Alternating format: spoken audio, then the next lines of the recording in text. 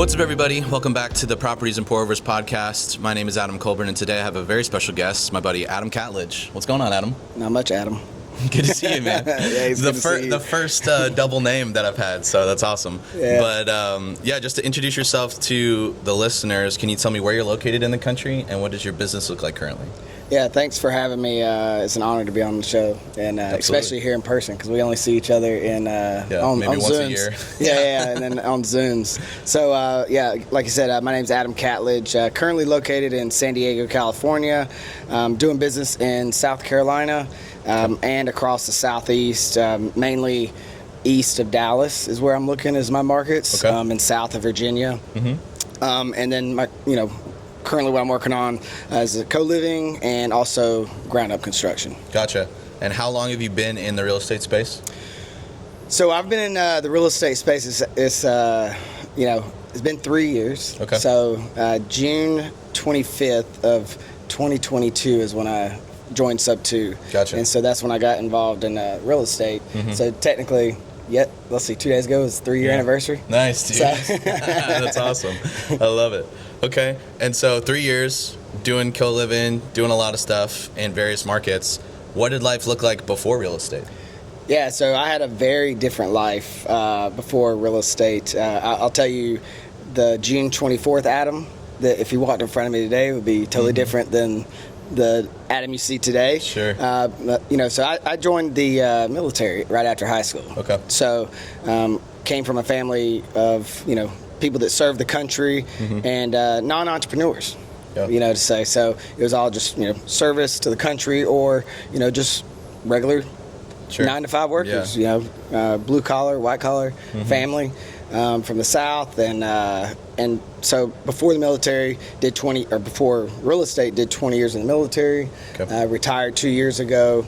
And so, it was just a completely different life. No real estate. I had me and my husband bought one home back in 2016, converted over to an Airbnb because it looked good on YouTube. Yeah. And then it made money for us, right? And we just set it and forgot this is it. Cool. Yeah, it's cool. It was paying the mortgage. We were house hacking it. Renting one room out in the bottom of the downstairs. And then when we left and moved to California for the first time, we were making some good money. We thought it was good, but had a different, totally mindset when it came to real estate that I do now. Yeah. So 20 years in the military. That's a long time. What was the spark that led you to real estate? It was just that Airbnb kind of found it on YouTube, or kind of walk me through that. Actually, it wasn't the spark that brought in real estate because I was still in the former mindset of that I've got to have 20% down to get into real estate. I've got to use my own money to get into real estate. Yep. You got to there's so many hurdles that we put in front of ourselves that are not true in the real estate space that we've learned over the last few years that really hinder everyone from getting into the real estate space. Yeah. And so those hurdles were hard to overcome, but once I found Subto through YouTube University, found PACE, and thinking it was a scam at first. I think we all feel that way. A lot of people think it is a scam, and I have told PACE Morby to his face that I thought it was a scam. Yeah. I remember the phone call with my ESA, right? I think it's ESA, right? Is that what we call Something them? Like that. Yeah. Sure. Anyway, the rep, and I was like, look, hey, can I get a payment plan? Since this is a creative finance community and it worked. Because I was thinking in the back of my head, I was like, hey, if I go on a payment plan, this is a scam. I can get at least out of 4 payments, sure. Or something like that. Card and get out of here. Yeah, something like that. Okay. That's funny. Okay, and so you find PACE that kind of opens your mindset to the possibilities in real estate. Did you find some local community members to kind of latch onto and learn the business, or was it just like consume all the content as possible? Like those early days, how long did it take to get to that first deal? Yeah, so like I said, June 25th was the first day of Subto, and then really got my first deal in July. Okay. Right, because I gave myself no option to fail. Yeah. Right, I just did not put that in my vocabulary. I didn't even, I'm a visionary, so I couldn't even imagine me failing. Don't talk about it. I wasn't going to allow myself. I wasn't going to put it out in the universe. And so July came around, started taking steps moving forward, being on the calls and learning from everybody around. And so I got linked up, and I was living in SoCal at the time, and got linked up with a regional accountability group, and was assigned an accountability partner. And we started just holding each other accountable. What are you doing today? How can I help you out? Do you have any questions? The conversations I'm having. I was communicating with my accountability partner saying, hey, here's the conversations I've had this week. Let me, what have you talked about? So we're double tapping this journey together. Yeah, you got a battle buddy. And we formed a long-lasting relationship. It's funny, Mitch, one of the SoCal leaders, he signed 2 Marines together. Yeah. Because there was another Marine, Travis, he was coming from Hawaii, and him and his spouse, they were moving to San Diego. Yeah. And so he's like, well, shoot, let's just assign them together. And, we both, we thought this real estate's great. We've been really good at it. The only thing we were not really good at, and what drove us crazy, was you think Marines, you can do anything, right? Yeah. Door knocking. Really? Me and him went door knocking. I think I almost had a heart attack. We both got into cold sweat. We had to hype each other up in front of, and we went to one door, and we was like, nah, this is not for us.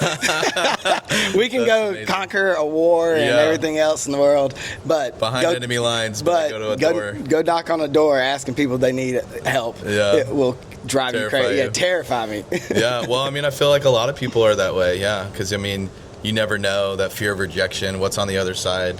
Especially when you're first getting started. Yeah, I don't think that's uncommon for people to feel that way. And there's some really good people that are good at it, but just not this guy. Yeah. Okay. And so I know we're here at Owners Club. Pace is really pushing on this Mount Everest goal, right? Yeah. This big vision that we're going to chase for the next 3 to 5 years that we can't do on our own. What's your Mount Everest? So my Mount Everest is still evolving. Okay. And it's, as I have conversations like these, as a visionary, I'm a firm believer that, hey, if someone else is doing it, why can't I do it? Sure. There's always going to be hurdles to overcome. Yeah.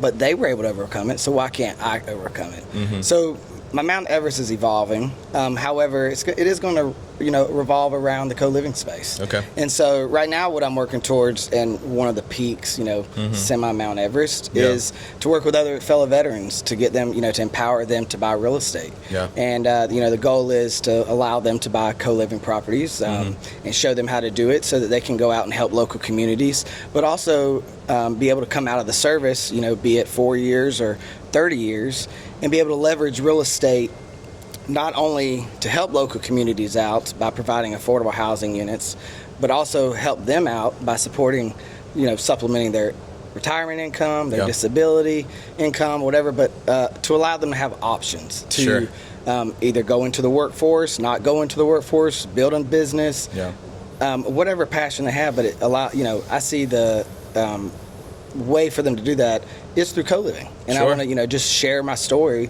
and share my message so that possibly it does fan the ember of entrepreneurship within somebody. I love it. The biggest thing is just to provide our veterans with options Absolutely. After serving their country. Yeah, no, and I think they're so often overlooked, that subset of folks that will go and are willing to risk their lives to protect our country, but then they get back home and people just kind of forget about them. They do. It's unfortunately. A shame. So, well, thank you for your service. I appreciate it. And I love that vision. And so, I know co-living is the big push. Operationally, what does your team look like right now? Are you pretty lean and mean, or do you have a pretty big operation? Tell me what that looks like. Yeah, right now I'm lean. Okay. It's me, my assistant. I'm going to partner with some individuals. Currently, we just bought one last week in Atlanta, Georgia. So I got a partner on that one. I'm showing Wes how to do a co-living deal. So it's so I'm able to bring another veteran in and show them how to do co-living, how to raise capital, how to operate a co-living property, how to set up a co-living property, how to find a contract. And so very lean right now. But I would say we're going to be not so lean come in the next 6 months. Yeah. So because I'm forecasting in my business plan a rapid growth. Sure, absolutely. Yeah. Well, and especially when you come to a retreat like this with all like-minded individuals, and you really get kind of pumped up and real clarity on your vision. You just want to go and push forward, grow quickly. Absolutely. Okay, awesome. And so if people are watching this, they want to get into the co-living space, maybe they're a veteran themselves, or just want to serve veterans, how can they get a hold of you? Yeah, so the best way to get a hold of me is going to my website, adamcatledge.com, and I've got a link on there. You can read about who I am, watch a video who I am, and see what I'm doing. I'm also on social media, Adam Catledge on Instagram, and then on YouTube, Adam Catledge as Amazing. well. All right, I got one last question for you.